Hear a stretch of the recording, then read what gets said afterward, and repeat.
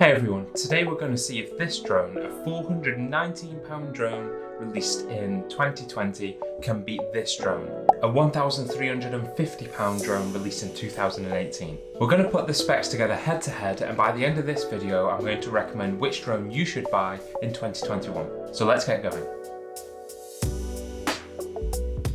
Okay, so we're going to put these drones head to head in four main categories. Firstly, we're going to look at the main specs on paper. We're then going to look at the footage from each drone and analyse the cameras. We're then going to look at the lifestyle of each drone, how much you have to carry, how easy it is to fly, and generally living with either one. And then finally, we're going to conclude on which one you should buy in 2021. Okay, so let's review the specs. These here are the main specifications on paper. And when you start to look at them side by side, there isn't really much of a difference between them, considering there's pretty much £1,000 in between these two drones. The main differences that you should really look at are the obstacle avoidance sensors and the camera, but we'll come to the camera later in this video. The main issue for me is that the Mavic 2 does not have any obstacle avoidance sensors except for the downward facing sensors on the bottom of the drone, but they are mainly used for landing purposes. Apart from that, you're flying with visual line of sight, which legally isn't really an issue. However, the Mavic 2 Pro has omnidirectional sensors, which means it has sensors on every single side of the drone. But there are pros and cons for both. The pros of the Mavic 2 is that if it does detect an obstacle, it will either stop or fly around it using the ADAS mode, which is great when it works. It doesn't detect small objects like flying tree branches or power lines, which are some of the main reasons why people crash drones. And it also doesn't work great in direct sunlight, as it uses infrared to actually detect distance. So any additional infrared light entering the camera sensors will impede its ability to judge distances. So ultimately, they're a guide, and they should be used for guidance, which conveniently brings me on to my next point, which is this drone is a serious piece of kit, and I would not advise for it to be your first drone. And what I mean by that is you should really have a few hours under your belt flying other drones or other UAVs, which should hopefully make you a better pilot and make you rely less on the sensors inside the drone. Personally, I've had this drone since the launch, and I always fly with the sensors on, and I try to fly in areas without any obstacles anyway, because when you start to think of the cost of these things, you really don't want to start flying them in risky places and lose that type of money. But I do understand that accidents happen. Going back to the Mavic 2, obviously it doesn't have the sensors that we just spoke about. And this appeals to more first-time drone buyers, as it's probably in their type of budget. So just put the sensors in this drone, right? Well, it's not quite as easy as that. I reckon it's down to two things. Firstly, DJI don't want people relying on these sensors, then having a crash, because then they think the drone's rubbish because it's not meeting the expectations, but their expectations of that technology might be greater than what the technology can actually deliver. And secondly, this drone is 249 grams, which is under that key threshold of 250 grams, which I'll touch on later. And I believe that the additional sensors and the electronics and the wires and everything else that's needed to add them sensors in would have taken it over the top. And I feel like DJI have made many different trade-offs to get this drone where it is today, and probably made the trade-off to give the drone a better battery life versus having the sensors. As one of the advantages of this drone is it's super small, so it means people are taking it everywhere, they're traveling with it, and want that additional battery life and not having to take 4, 5, 6 batteries, because that completely defeats the object of it.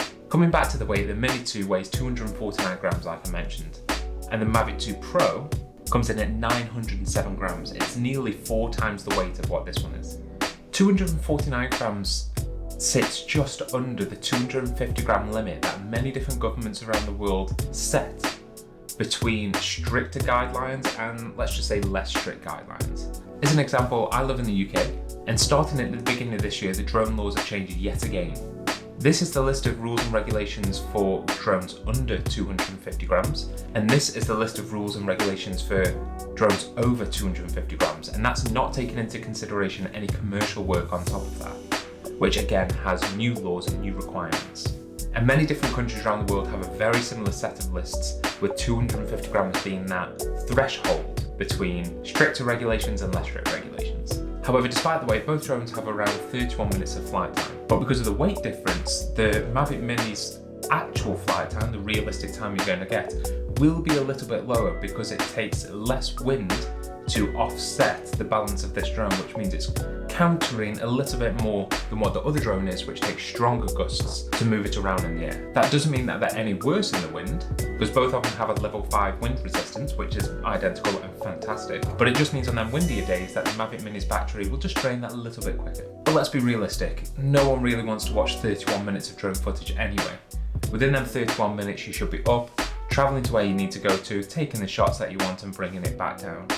Realistically, I only use the drones for about 20 to 25 minutes, just in case you have any issues coming back with any headwind that you've not planned for and things like that. And I feel 90% of the time it's more than enough. So speaking about shots and videos, the next spec that I want to compare is the camera. And this is one of those big differences in between these two drones. But let me start off by saying the camera quality on both of these drones are absolutely amazing. Both shoot at 4K, both shoot at 30 frames a second, and both have 100 megabytes per second bitrate. However, the main difference between these drones is the sensor size.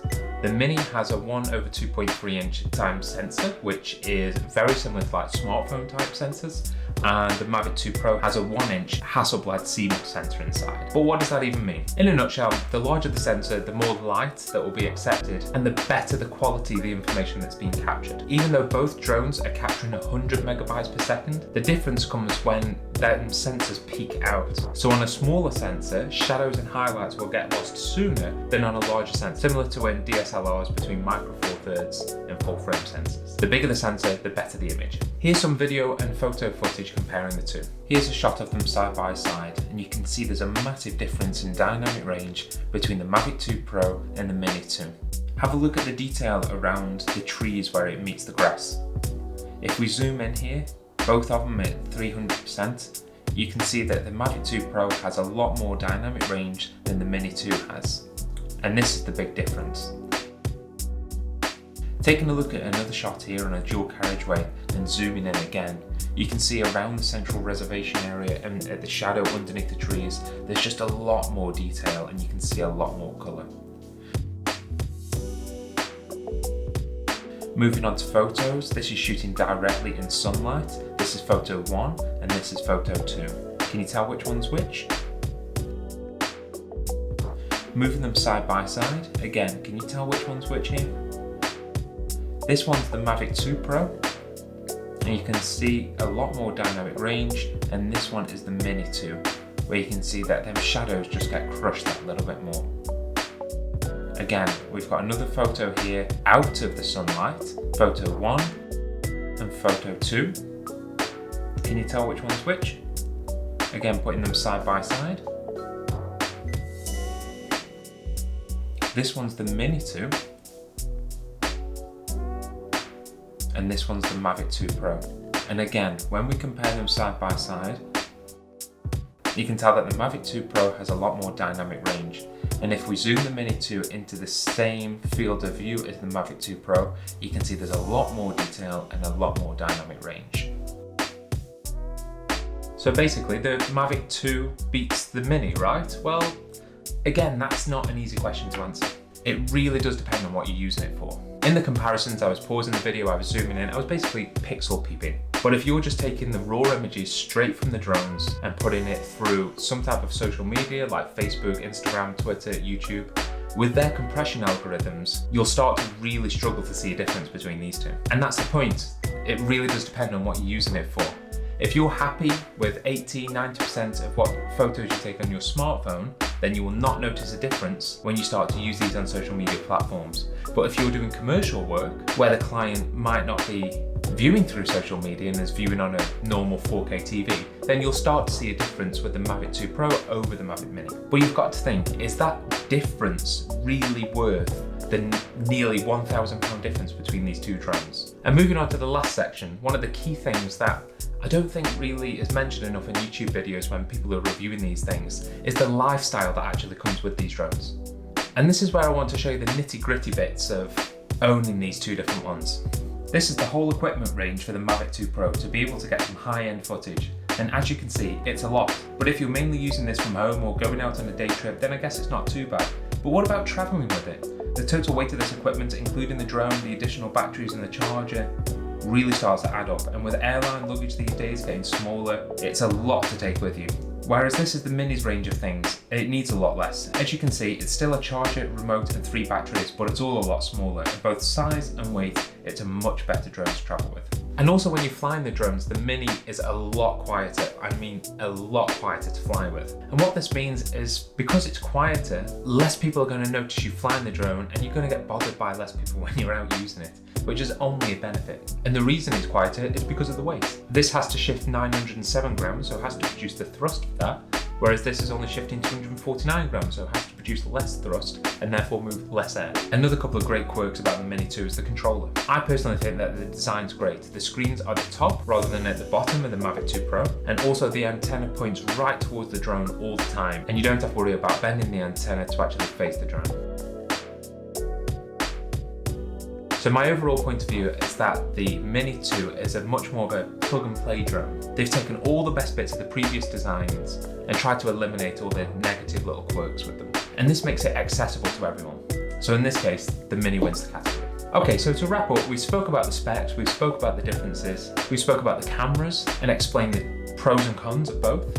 We've also explained the lifestyle pros and cons too. So overall, my recommendation would be this. If you have a need for the optical avoidance sensors and you need the largest sensor for either shooting in low light, or you really need that detail, or maybe you're doing a bit more commercial work or weddings, then I would recommend the Mavic 2 Pro. Only if you think all of that stuff is worth the £1,000 difference that they're asking for. If at any of them points you go, no, then 100% I would go for the Mini 2. Especially if you're using the drone for mainly social media like YouTube, like Facebook, Twitter, Instagram, as the whole workflow from flying the drone to editing afterwards is just much easier, and it's really been thought about and considered with this drone.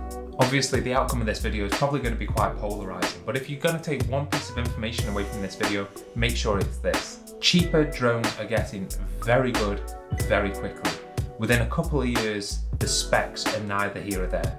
And the way the whole drone technology is moving in general is fantastic. So that's the end of the video. Thanks for watching. If you did like this and you want to support the channel, take a look at the first link in the description and buy me a coffee. And if you want to see more things like this, then feel free to like this video and subscribe to the channel, and I'll see you next time.